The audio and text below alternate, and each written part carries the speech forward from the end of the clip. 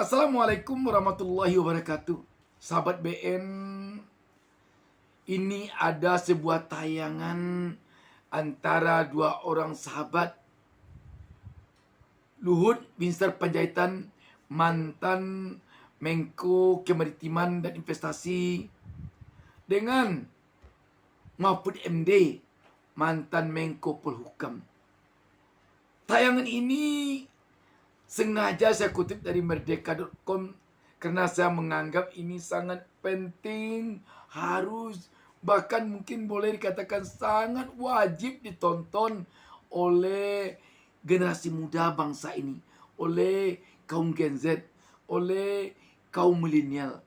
Di sini Anda semuanya, termasuk juga saya, mungkin dapat menarik pelajaran dari apa yang hadir pada tayangan ini.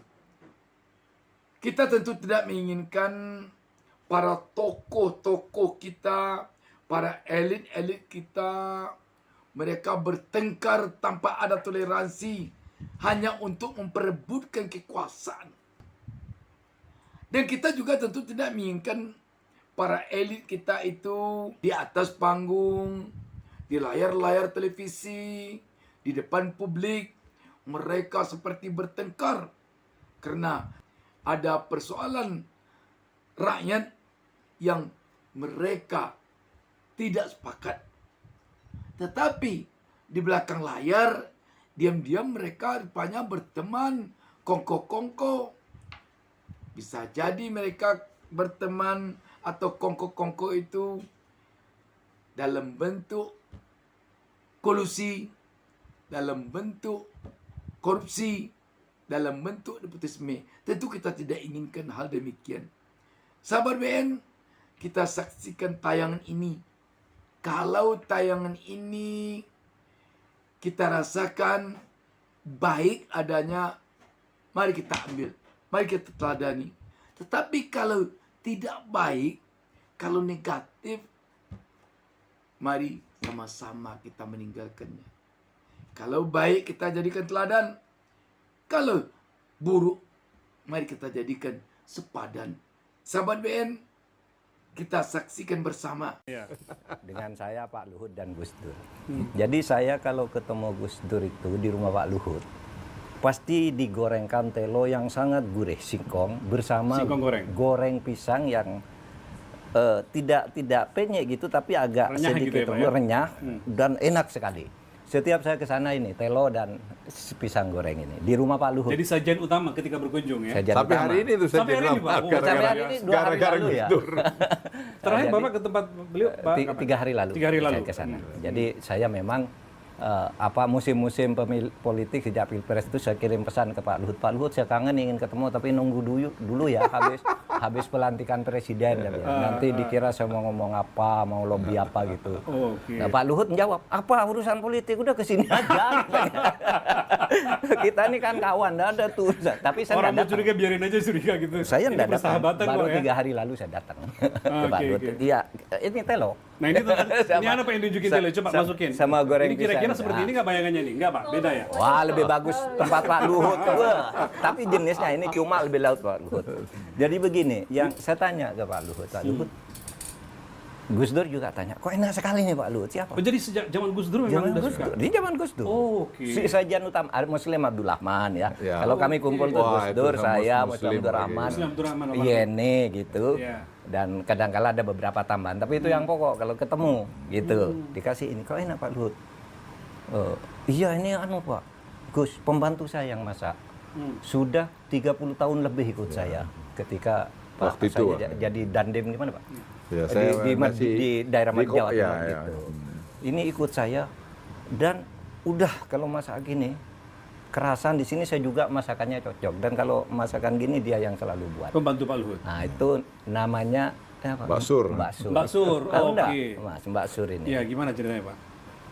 Berita kemarin ya, ketika Pak Luhut jadi Menko Marinvest, saya Menko Polhukam, kan ada dimuat berita pelepasan Mbak Sur sebagai pembantu Pak Luhut. Pelepasan. Dilepas resmi oleh keluarganya, anak-anaknya Pak Luhut cium tangan semua. Setelah berapa tahun, Pak?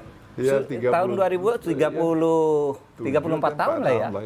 Tahun 2022. Dilepas. Waktu dengan Pak Luhut, Luar dengan biasa. Gus Dur itu baru diberhentikan, 2000 itu baru sekian belas tahun kali ya. Nah sekarang udah 37 tahun. Dilepas oleh keluarganya Pak Luhut. Pak Luhut. Dan anak-anaknya Pak Luhut cium tangan mengucapkan terima kasih. Orang ini mengabdi kepada saya. Gitu sementara keluarganya sendiri sudah lama menunggu, dia pensiun oleh Pak Luhut. Dan dinaikkan haji. Pak Luhut orang Kristen tapi dia disuruh Luar naik biasa. Pak Luhut. Naik Itu. haji, Pak, berarti. Ya, Dia naik haji kan Pak? haji, Iya. haji. Mbak Sur. Ya itu, namanya Mbak Sur yang masak gini nih. Iya. Dan itu si Sulaiman suka telepon kalau Gus mau datang. Dia bilang, Pak Luhut, Gus Dur tanya, ada pisang gorengnya nggak sama singkongnya? Sama singkongnya. Gitu. Udah beres, man, tenang aja gitu. Jadi Gus Dur ya suka ini. Tapi juga suka makan enak juga. Makanya gulanya terus. Segala macam makan, Pak, ya. Itu juga jadi masalah. pembukanya. Ya ini suka marah ngingatin saya tuh. Iya. Pak jangan bikin yang enak-enak untuk makan Gus Dur. Nah ya sudahlah. Ya Gus Dur sama Mas Muslim almarhum ya sama Pak Mahfud lah Iya. kita. Iya. Sama Mas Muslim. Tapi begini juga ini yang ya agak mengharukan, agak membanggakan juga. Sesudah saya jadi menteri berhenti kan, saya ikut PKB. Ya. Saya ikut PKB itu kan harus berhenti sebagai PNS, pegawai negeri sipil. Seharusnya kan karena Gus Dur minta saya, ya saya minta pensiun dini, lalu saya ikut Gus Dur. Nah Pak Luhut tuh tanya, tiap minggu saya akan dari Jogja Jakarta. Pak Luhut tanya, Bang Mahfud, kamu gimana biayanya? Luar biasa. Lah iya Pak, saya kan masih ngajar meskipun bukan PNS, kan guru besar tuh masih ngajar kemana. Masih cukup Pak, dan saya punya gaji yang cukup. Enggak cukup kamu. Tiap bulan saya dikirimi uang sama dia. Luar biasa. Ini untuk tiket ke Jakarta dan untuk biaya pulsa telepon. Ini Temennya Gus ini Dur. bukan sekedar bestie nih kalau udah Iya, begini. iya, nih. Pak. Ini Pak Luhut ya. Temennya Ini Gus jadi Dur. buka semua lah. Enggak, ini penting. Ini waktunya dibuka justru, Pak. Itu tahun Ini waktu- 2001 sampai dengan 2004. Jadi Pak Mahfud waktu itu menaungi Pak Gus Dur kemana-mana ya. Iya. Dan karena Pak saya- Luhut, saya konsolidasi Pak Luhut habis itu partai. jadi pengusaha kalau nggak salah, Pak, ya? Pak Luhut Luhut pengusaha. pengusaha, Sudah oke. mulai tumbuh usahanya, jadi Baik. uangnya agak banyak dikasih ke saya. Saya tahu lah Pak Mahfud tuh enggak ada uangnya ini katanya. Dikasih tiket tiap minggu saya pulang pergi Jakarta. Sama pulsa telepon. HP waktu itu belum ada kayak sekarang, belum smartphone. Waktu itu HP biasa yang SMS lah Jadul, ya. jadul. Pak Luhut apa yang menyebabkan Bapak cinta Ntar banget? ntar sama- dulu. Oh, belum. Silakan Pak, lanjut dulu Pak Mahfud. Saya berhenti Saya mau tahun- nanya itu nanti ke Pak Luhut. Tahun 2004. Hmm. Saya jadi anggota DPR. Saya telepon Pak Luhut, saya sekarang anggota DPR. Ya. Menurut undang-undang saya tidak boleh menerima uang di luar gaji, termasuk dari Pak Luhut. Lu mengapa katanya? Saya kan tidak urusan suap menyuap katanya Pak Luhut. Ini teman. Mengapa? Nggak bisa, ini undang-undangnya. Berhenti waktu itu ngasih. Tapi tahun 2006, 2 tahun sesudah saya jadi anggota DPR, Pak Luhut telepon, Pak Mahfud, kamu tuh kok saya lihat kamu sering kemana-mana, ke Medan, ke Makassar, kemana, uangnya dari mana? Kamu anggota DPR gajinya kan sedikit katanya. Lah iya Pak, saya ngajar kan dikasih tiket Pak. Wah itu enggak cukup itu. Saya tahu di DPR tuh banyak orang main uang, kamu sendiri yang enggak mau katanya. Saya mau bantu kan, enggak bisa Pak. Saya bilang, enggak boleh, ini undang-undangnya. Terus gimana caranya saya bantu kamu?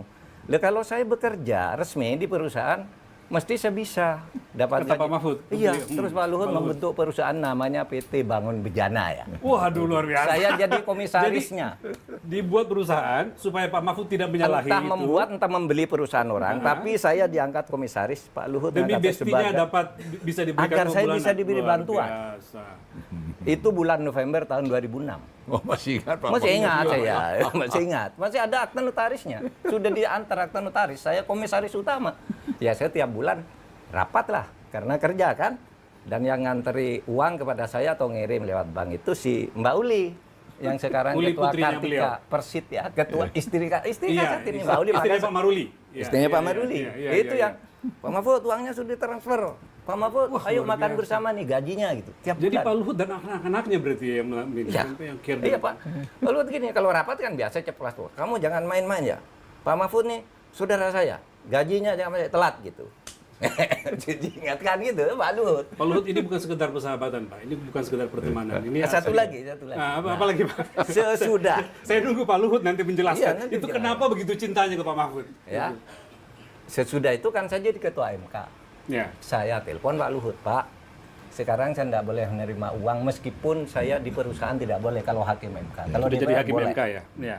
Saya mengundurkan diri dari perusahaan Bapak. Anda bisa, kata Pak Luhut. Saya kan tidak ada perkara di MK, urusannya di MK Luar katanya. biasa. Pokoknya terus.